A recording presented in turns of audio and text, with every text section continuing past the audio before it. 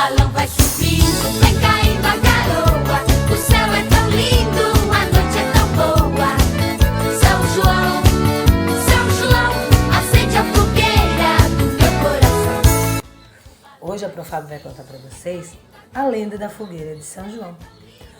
Olhos de coruja, orelha de elefante, pois essa história é muito interessante. Dizem a lenda que Isabel e Maria eram muito amigas e por isso elas se visitavam. Certo dia, Isabel foi à casa de Maria. Chegando lá, disse a Maria que estava à espera de um bebê.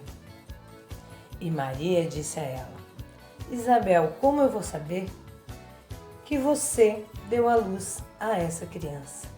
Isabel olhou para Maria e disse: Maria, no dia do nascimento do bebê, eu vou fazer uma fogueira bem grande e lá no alto do astro eu vou colocar uma boneca de pano. E Isabel cumpriu a sua promessa.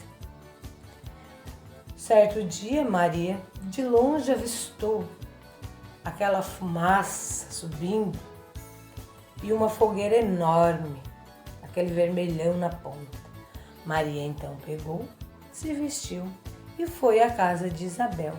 Chegando lá, Maria encontrou um lindo bebê, muito fofinho.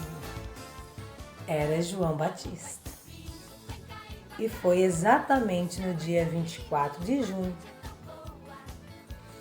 A história acabou, era uma vez. Agora quem quiser, me conte outra vez. Beijo da Profábio.